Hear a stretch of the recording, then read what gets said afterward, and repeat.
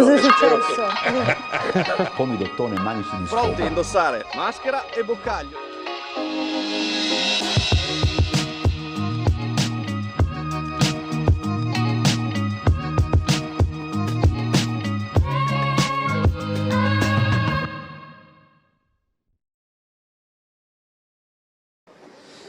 Qui in piazza Puecher per un incontro promosso dalla CGIL, presenti anche i cittadini, i sindacati di polizia, c'è anche l'assessore Michele Babuda, l'assessore alla pianificazione territoriale del comune di Trieste, perché si vuole parlare di un tema di sicurezza, vivibilità delle varie aree di Trieste, rigenerazione urbana, ma non solo. Come mai avete convocato questo incontro che vedo insomma già molto partecipato? Quando si parli di sicurezza bisogna parlare anche di rigenerazione urbana, ma non di rigenerazione urbana intesa come riqualificazione edilizia, o non solo di questo perlomeno, ma anche proprio dell'organizzazione dei territori rispetto alla vivibilità e alla qualità della vita. E tra gli anziani c'è anche una percezione della insicurezza che è molto alta e quindi rigenerare gli spazi, allestire aree che siano intergenerazionali, dove giovani, anziani e persone adulte possano incontrarsi, possano vivere gli spazi pubblici, è sicuramente un buon lasciapassare per andare a percorrere strade che ci portano verso una vivibilità molto più serena. La sicurezza può essere solo partecipata e può essere agita in tema di prevenzione, ma anche repressione, ma soprattutto prevenzione, solo da chi è formato. Non serve l'idea di poter mettere l'esercito nelle strade, è un problema anche per gli operatori dell'esercito, perché non sono tutelati in primis loro, non conoscendo quelle che sono le dinamiche di gestione della piazza, piuttosto che anche della libera circolazione delle persone. Riteniamo che la sicurezza debba riguardare il welfare, debba riguardare la situazione abitativa, debba riguardare il lavoro. Voi sapete che l'amministrazione comunale ha lanciato due progetti, uno è nel 2024 già l'osservatorio sulla rigenerazione urbana e le politiche abitative che riguarda la mappatura, l'analisi e le necessità dei contesti cittadini sotto svariati ambiti, da quello immobiliare a quello dei trasporti a quello delle necessità dei servizi per i territori. E da ultimo, più recentemente grazie a un contributo regionale, anche del famoso, ormai visto che è anche tema di dibattito attuale, progetto Scintille che riguarda proprio la rigenerazione dei rioni di San Giacomo, di Valmaura in particolare. Su questi temi da parte nostra c'è la massima disponibilità, abbiamo attivato dei percorsi di condivisione, quindi di ascolto innanzitutto di quelle che sono le esigenze dei residenti, anche un confronto con i sindacati che abbiamo invitato proprio recentemente anche nei nostri workshop, mi sembra doveroso e per di più può essere foriero di buone idee. Zeno D'Agostino andò via dal porto di Trieste nel mese di maggio, ma non del 2025, del 2024. Allora, una persona come lui che ha rimesso in moto il nostro porto, ne ha fatto un gioiello a livello nazionale e internazionale, andava sostituita subito. Allora, 3 mesi? Dai, si diventa a maggio, a settembre l'abbiamo chiusa. Siamo a settembre dell'anno successivo, nel frattempo cosa stiamo vedendo? Stiamo vedendo che a Trieste ci hanno messo un anno per nominare un commissario presidente e poi si scopre che ci sono dei problemi di giustizia e questa persona è costretta a dimettersi. Nel frattempo la politica si divide nel centrodestra e questo presidente, il dottor Guerrieri, nomina Torbianelli segretario generale, dopo qualche giorno c'è qualcuno che va a dire lì no, quel posto è nostro, non si capisce per chi, perché hanno mandato via Torbianelli per non mettere nessuno, soltanto per rivendicare la poltrona. E questo nel silenzio totale del presidente Fedriga, che dovrebbe essere responsabile dell'interlocuzione col Ministero. Il presidente del porto si decide d'intesa tra il presidente della regione e il ministro Salvini, che tra l'altro è sempre della Lega. Perché il centrodestra dopo 1 anno e 3 mesi non è riuscito ancora a sistemare? Perché? Perché stanno litigando in tutta Italia. Sono interessati alla poltrona. Il presidente Fedriga batta un colpo perché la responsabilità è sua e non può sempre far finta di niente. Il tempo passa, ma certi istanti rimangono scolpiti nella memoria collettiva. Trieste oggi ha celebrato uno di quei momenti che travalicano lo sport. La storica schiacciata di Michael Jordan al Palasport di Chiarbola, quando il 26 agosto del 1985 il vetro del tabellone andò in frantumi davanti a un pubblico incredulo. Un gesto atletico che divenne mito, ribattezzato Shattered Backboard Game e che ancora oggi rappresenta una delle immagini più iconiche della carriera del fuoriclasse americano. 40 anni dopo la città ha scelto di rendere omaggio a quell'episodio con la scopertura di una targa commemorativa all'ingresso del Palasport. 1, 2, via! Bravi! Non un semplice segno di ricordo, ma il simbolo di un legame. Quello fra Trieste e una leggenda che, per una sera, indossò la maglia nero-arancio della Stefanel e trascinò la squadra alla vittoria. Ero presente perché quella volta mi ricordo che cominciamo con Oece, Arlingham, Oece, c'erano Forza, Tonut, Ritossa, Baiguera, Meneghel, tutta gente meravigliosa. E abbiamo passato dei momenti straordinari e poi ci fu quella scena che lui schiacciò, io ero seduto, ma credo che ero seduto da quella parte. Alla presentazione seguita da un pubblico numeroso non si è ricordata solo la schiacciata. L'iniziativa Through the Glass, ideata da Eric Philippaz, vuole riportare quelle emozioni fino a fine anno con una mostra fotografica che raccoglie 40 scatti dedicati alla pallacanestro regionale. Tramite i fotografi che sono riuscito a contattare nel corso del tempo abbiamo recuperato tantissimo materiale e abbiamo deciso per i 40 anni di fare qualcosa di speciale, ovvero di fare questa mostra per mostrare del materiale che nessuno ha mai visto. Poi sono riuscito a contattare Massimo Piubello e insieme a lui, essendo che ha diverse associazioni con cui organizza eventi, abbiamo deciso di intraprendere questo cammino insieme.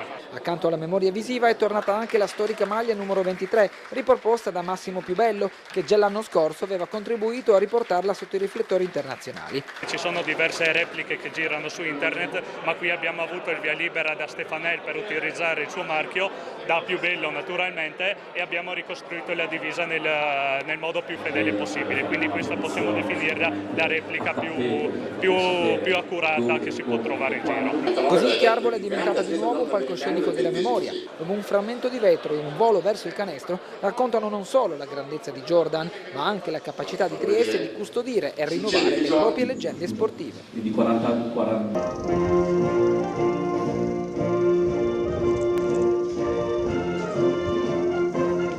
Il clou sarà da giovedì sera, ma già oggi, con le operazioni di stazzatura, il campionato italiano ORC Double Handed entrerà nel vivo. Organizzata dalla Triestina della Vela con il supporto del comune, la kermesse inaugurata ieri sera vedrà la partecipazione di 29 team, 2 provenienti da Germania e Slovenia. La formula della gara prevede imbarcazioni con 2 soli componenti l'equipaggio, anche misto, ed imbarcazioni di varie dimensioni. La classifica finale sarà compilata anche grazie ad un sistema di handicap che appunto tiene conto di tale diversità.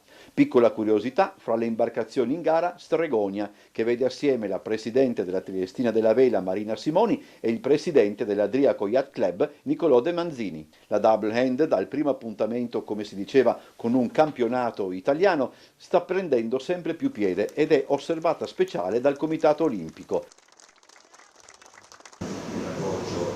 Trieste torna a tingersi di viola nel mese dedicato alla malattia di Alzheimer, ricordata con la giornata mondiale il 21 settembre. L'associazione The Banfield anche quest'anno ha preparato con il patrocinio del comune una serie di iniziative pensate per coinvolgere un pubblico variegato e stimolare una riflessione sulla patologia. Tante le iniziative soprattutto per poter mettere in grado le persone di capire che è un vero problema sociale, ma che c'è una mano di aiuto che può essere data da tante associazioni del terzo settore, in particolare dalla The Banfield per questo, ma ci sono volontari e professionisti che lavorano.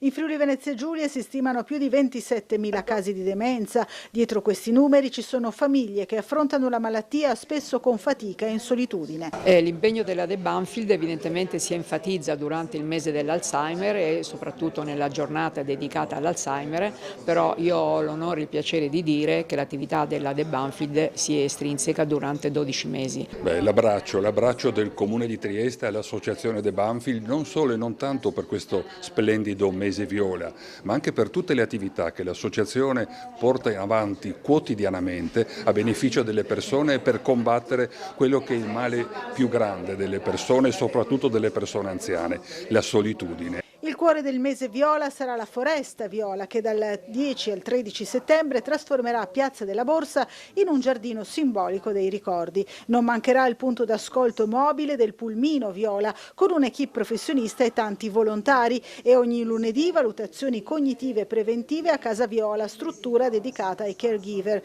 Piatto forte, è il caso di dirlo, sarà Aggiungi il Viola a tavola, con oltre 70 locali triestini coinvolti in collaborazione con la FIPE. Ne abbiamo quasi raddoppiato i partecipanti, sia in termini di adesione della cassetta viola per la raccolta, sia nel piatto, nel cocktail viola.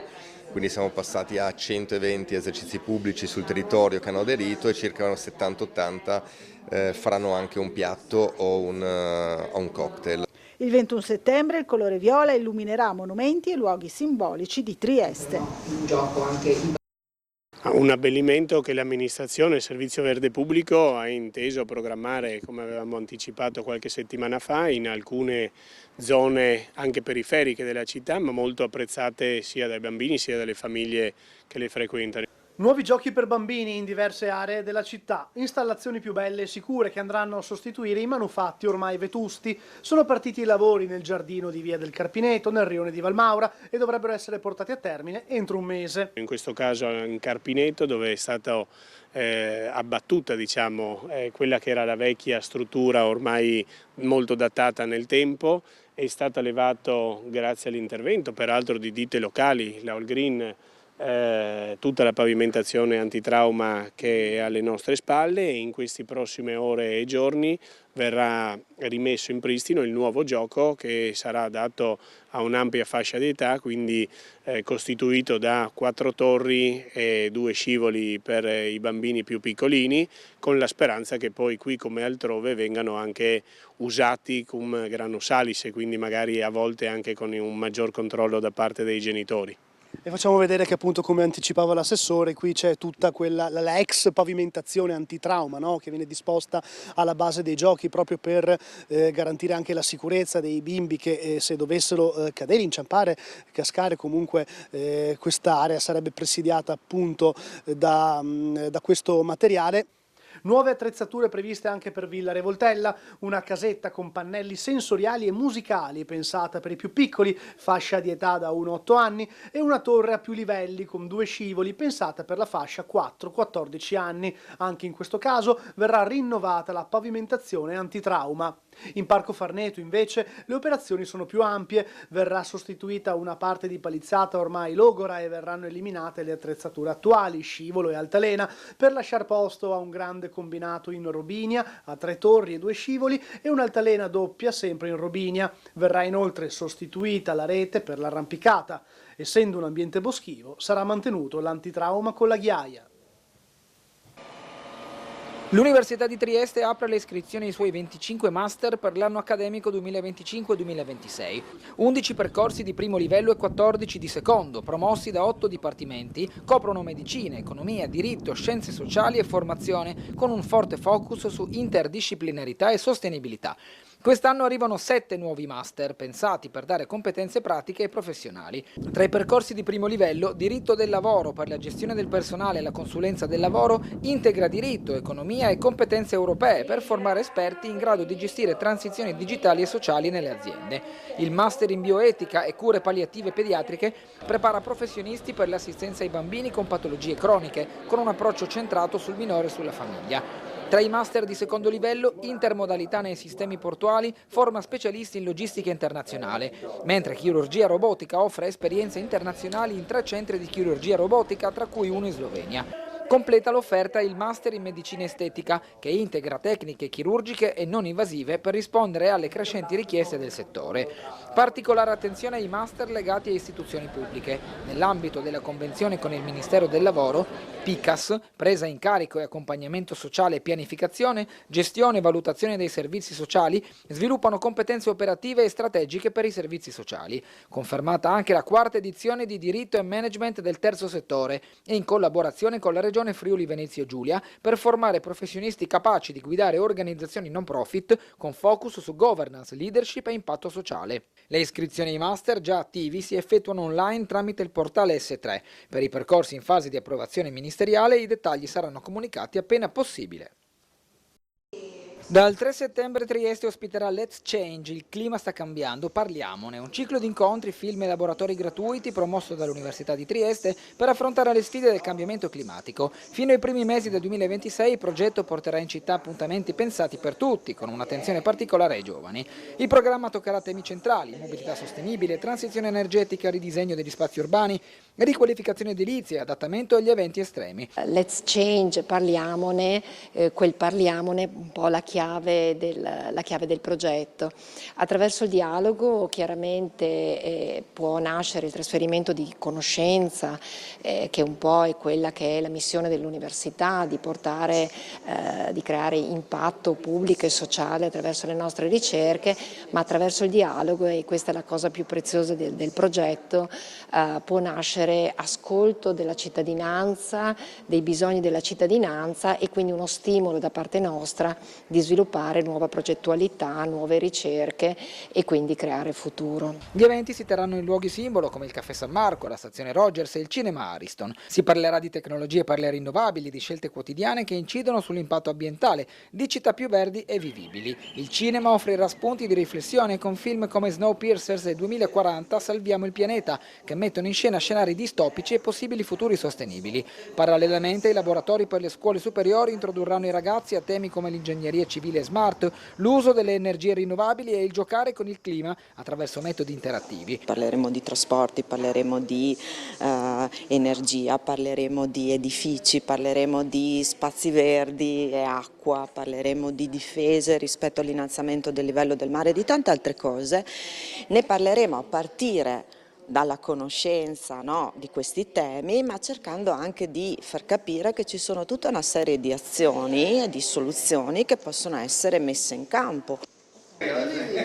Il nuovo sportello dedicato alle persone anziane non autosufficienti e alle loro famiglie aprirà al pubblico il 1° settembre. Ci sono gli ospedali di comunità, le case di comunità, c'è il mondo delle badanti, ci sono le RSA. Quando tu ti trovi, come io mi sono trovato a essere un caregiver, quindi avere una persona anziana in famiglia, ti trovi davanti a un muro. Quindi questo comporta una grande responsabilità per noi, che è quella di informare le persone, di accompagnarle per mano, di orientarle anche in quelle che sono delle pratiche burocratiche che molto spesso sono complesse. In questa prima fase lo sportello sarà operativo al front office della sede centrale del Dipartimento Servizi Sociali del Comune di via Mazzini 25 il lunedì e mercoledì dalle 14 alle 17 e il martedì e giovedì dalle 10 alle 12. Proprio un'occasione per le famiglie di acquisire informazioni rispetto alla gestione del quotidiano. Quando ci trova in casa una persona che comincia a diventare non autosufficiente, questo scatena delle esigenze anche di natura amministrativa burocratica per organizzare l'aiuto quotidiano, organizzare la vita quotidiana della persona, alle quali spesso le famiglie non trovano una risposta immediata. Questo sportello vorrebbe rispondere a queste esigenze delle famiglie. Le persone interessate dovranno prenotare un appuntamento tramite il numero unico del servizio sociale comunale. L'attività di supporto sarà gestita da 2 operatrici formate nel campo dei servizi sociali e sociosanitari, dipendenti della cooperativa La Quercia. Bisogna dare certezza ai cittadini di luoghi e informazioni rispetto al tema fondamentale che è il cambio della società. Come nel 2050 ci saranno il 50% di over 80 in più, è una società che sta cambiando profondamente nei bisogni, deve cambiare profondamente anche nei servizi che il pubblico dà. Creare un ambiente che accolga e favorisca le diverse esigenze di apprendimento, aiutare gli studenti a gestire le emozioni e migliorare la concentrazione, offrire a tutti coloro che operano nella scuola uno spazio che contribuisca a un ambiente positivo. Il provvedimento per la creazione di aule sensoriali nelle scuole primarie nasce da varie sollecitazioni ricevute proprio dal mondo scolastico. Lo ha spiegato in conferenza stampa il consigliere regionale del gruppo Federica Presidente Carlo Grilli, primo firmatario firmatario di un emendamento approvato in assestamento di bilancio. Questo è un emendamento di cui sono molto orgoglioso, che è stato controfirmato da tutto il gruppo Federica Presidente ed accolto dal Consiglio regionale e dalla Giunta. Doteremo con 80.000 euro le scuole, e quindi potranno realizzare delle stanze sensoriali, che sono delle stanze che verranno adibite con profumi, con musica, con colori e con arredamenti consoni al benessere psicofisico delle persone. E abbiamo già avuto delle esperienze che partono poi dall'Olanda, dagli anni '80, ma abbiamo notato che anche nel nostro territorio hanno avuto sicuramente un buon successo, e quindi consentiremo a dei ragazzi e delle ragazze che vivono la scuola con una certa difficoltà di poter utilizzare queste stanze per poter poi rientrare all'interno della classe con un maggior stato psicofisico ottimale. In concreto sono previsti fino a 20.000 euro per singolo intervento di edilizia scolastica ai comuni che intendono creare stanze sensoriali, proposti a bilancio per quest'anno 80.000 euro totali. Un parcheggio che diventa in qualche modo un laboratorio di sostenibilità. Al Ferdinandeo sono partiti i lavori di riqualificazione di un'area di sosta che da semplice spiazzo sterrato diventerà un intervento pilota contro il caldo urbano e gli effetti dei nubifragi. Il cantiere da 240.000 euro prevede la posa di una nuova pavimentazione drenante capace di assorbire l'acqua piovana e abbassare le temperature, e la creazione di una fascia verde centrale con tigli e biancospini per garantire ombra e biodiversità. La presentazione dei lavori è stata svolta oggi dall'assessore comunale alla pianificazione del territorio Michele Babudera assieme agli uffici. Interventi svolti con puntualità dal servizio verde pubblico, che hanno la particolarità di voler aggiungere un elemento di tutela ambientale oltre a quello del decoro di questo piazzale. Tutela ambientale sia con il recupero delle acque piovane, che sono fortemente rilevanti in quella che è la tutela proprio del nostro ambiente, tanto più vicino al Parco del Farneto, abbattimento delle isole del calore con la piantumazione in un'area che non ha allo stato attuale da circa 30 anni alcuna piantumazione, quindi favorire la copertura e l'ombreggiatura di quest'area, e soprattutto anche andare poi con materiale drenante e ambientalmente compatibile a ricoprire quelle che sono le aree di parcheggio, quindi con materiale ecodren. L'obiettivo è duplice: ridurre i ristagni e dare respiro al terreno, trasformando un punto critico in uno spazio più resiliente. Non solo, sotto il parcheggio prenderà forma un invaso interrato da 80.000 litri destinato a raccogliere l'acqua piovana per l'irrigazione delle aree verdi, riducendo i prelievi dell'acquedotto cittadino.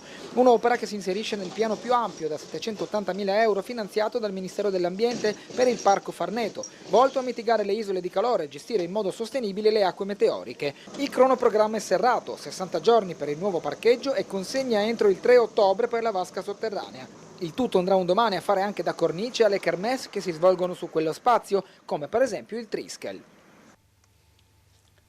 Si chiamano Yadis Moss Plus e Jellyfish Bot Expert. Sono due droni marini all'avanguardia, rappresentano un nuovo capitolo della storia che da più di 12 anni vede la collaborazione fra Ocean SRL e Siot SPA. Le due società hanno siglato oggi un accordo che le vedrà ancora assieme fino al 2029, nell'occasione che ha visto la prima uscita pubblica del neopresidente Siot Alessandro Gorla. Il funzionamento dei due robot è stato illustrato alla stampa. I droni marini sono progettati per raccogliere idrocarburi, oli, micro e macro rifiuti plastici e, questo è il dato essenziale, sono particolarmente efficaci in aree difficili da raggiungere attraverso i mezzi tradizionali. Ci siamo resi conto che tra banchina e nave non si può andare, è molto pericoloso e molto stretto, sotto la banchina ancora peggio, quindi ci siamo accorti che c'era una falla nel sistema e quindi abbiamo, dopo tante ricerche di mercato, abbiamo deciso di investire su questi droni. Io lo dico sempre, il mare per noi è lavoro, ma dobbiamo essere i primi ad amarlo e a proteggerlo. Queste difficoltà a raggiungere certi punti tra gli ormeggi, quando la nave è ormeggiata, il molo. Ecco, questo drone permette di arrivare esattamente in quei punti lì, andare a cercare l'ultima tazzina di caffè che magari non arriva neanche dal nostro terminale, quelle che si trovano anche in porti turistici di lago quasi, quindi e andare a pulire, assicurare che si possa sempre conservare un mare pulito. L'adozione dei droni, sviluppati con il centro anti-inquinamento nazionale francese CEDRE, eleva ulteriormente la qualità e la flessibilità delle capacità di intervento anti-inquinamento realizzato da Ocean per SIOT. Il sistema MOS Plus unisce un apparecchio che aspira lo strato superficiale dell'acqua, un robot ecologico ideato per ripulire rifiuti inquinanti dalla superficie dell'acqua e una piattaforma di stoccaggio da 120 litri. I due droni possono operare in modalità autonoma oppure essere controllati da remoto con un raggio d'azione fino a 1 chilometro e la dotazione disponibile li rende strumenti versatili e robusti per la bonifica ambientale. C'è anche la firma dell'Università di Trieste dietro la scoperta che cambia il modo di guardare alle profondità della Terra e al rischio sismico in Europa. Per la prima volta è stato osservato nell'Oceano Atlantico un processo di affondamento della litosfera, lo strato più esterno e rigido del pianeta, un fenomeno mai documentato prima in mare aperto e che potrebbe spiegare l'origine di terremoti storici di grande magnitudo. A contribuire in maniera decisiva alla ricerca pubblicata su Nature Geoscience è stata Chiara Civiero, geofisica e ricercatrice del Dipartimento di Matematica, Informatica e Geoscienze dell'Ateneo Triestino. A lei è stato affidato il cuore dell'indagine, le analisi tomografiche che attraverso lo studio delle onde sismiche permettono di osservare la Terra fino a centinaia di chilometri di profondità. Proprio così è stata individuata un'anomalia sotto la piana abissale di Horseshoe, al largo della penisola iberica, dove una porzione di crosta oceanica starebbe lentamente sprofondando nel mantello terrestre, dando vita a nuove faglie. Si tratta di una regione già nota per la sua intensa attività sismica, teatro di terremoti devastanti come quello di Lisbona del 1755. La presenza di uno strato roccioso debole, la serpentinizzazione, favorirebbe il processo di delaminazione, con effetti che potrebbero evolvere in una vera e propria zona di subduzione, un passaggio che secondo i modelli numerici avrebbe ricadute enormi sulla geodinamica dell'Atlantico e persino sulla sua evoluzione a lungo termine. Questa scoperta, sottolinea Civiero, ci spinge a rivedere i modelli di pericolosità sismica, includendo strutture profonde non visibili in superficie. Dalle aule e dai laboratori di Trieste arriva dunque un contributo fondamentale per capire come il nostro pianeta continua a modellarsi e per prevedere i rischi che questi movimenti nascondono sotto l'oceano. Valorizzare le eccellenze del territorio, avvicinare pubblico, artisti e realtà produttive locali, intrecciando cinema, letteratura, arti visive, enogastronomia e paesaggio. Questo si propone Fuoricampo Cultura del Territorio, un'iniziativa promossa da Trieste Film Hub Casa del Cinema, presentata stamani al Caffè San Marco che ospiterà gli appuntamenti 7 organizzati nel mese di settembre. Il titolo, Fuoricampo, richiama il linguaggio del cinema ed accenna al legame rurale con l'enogastronomia, rendendo l'idea della doppia anima della rassegna, culturale e territoriale. Ogni incontro sarà arricchito infatti da momenti enogastronomici curati dalle aziende del territorio. Si parte il prossimo 6 settembre con Fuoco Lento. Stefano Cosma intreccerà racconti e sapori con la degustazione di vini biologici dell'azienda Aquila del Torre. Il 14 settembre toccherà a Visioni in Movimento con un laboratorio dedicato alle erbe officinali. Il 15 settembre sarà la volta di Go to the Future, Nathan Never per la capitale europea della cultura, protagonista il disegnatore Romeo Toffanetti. Il 17 settembre la Trieste nel cinema, il 21 settembre Note stellate sulla scia di Van Gogh, il 28 settembre la colazione di Yes, un dialogo con Alice Noel Fabi, Giovanni Marzini e Federico Prandi. Il 1 ottobre spazio alla musica con il DJ set in vinile di Giazza. Gli appuntamenti successivi, ancora in via di definizione, si terranno nel nuovo hub culturale del cinema Ariston e di Mag. Fuoricampo gode del contributo della regione Io sono FVG ed è realizzato con la collaborazione del Caffè San Marco e di Gal Carso.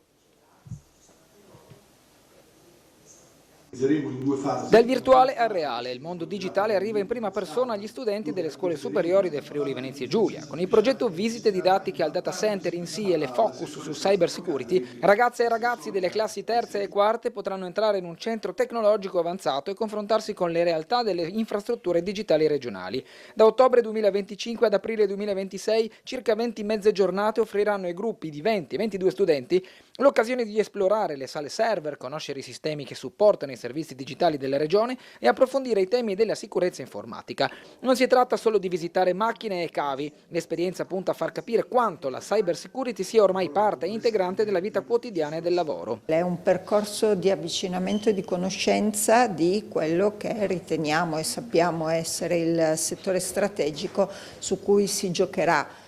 Vuoi la sicurezza di tutto il nostro sistema di comunicazione, vuoi l'evoluzione e l'attrattività di tutto il nostro sistema regionale, connettendolo in maniera importante con altri percorsi formativi di aggiornamento che partono ovviamente dai lavoratori e dalle imprese e proseguono, ma come base forte su cui noi investiamo, dal nostro sistema delle scuole secondarie di secondo grado, il sistema ITS e la fortissima collaborazione delle due università. Le scuole interessate hanno tempo fino al 22 settembre per aderire, secondo le indicazioni dell'ufficio scolastico regionale. Il calendario delle visite sarà definito da INSIEL in base alle adesioni. L'obiettivo è chiaro: trasformare una visita in un'esperienza che unisce orientamento, formazione e cittadinanza digitale, avvicinando i giovani a un mondo in continua evoluzione e alle opportunità offerte dall'innovazione tecnologica. Il nostro obiettivo è quello di fornire anche un orientamento ai ragazzi per quando sarà il momento di scegliere la propria carriera, il proprio futuro, e far capire loro che l'ipotesi del digitale è un'ipotesi seria, è un'ipotesi che, se ovviamente presa col dovuto entusiasmo, dà anche molta soddisfazione. Cosa è successo? Pomidottone, manici di Pronti a indossare maschera e boccaglio. Non sapevo come spiegarla.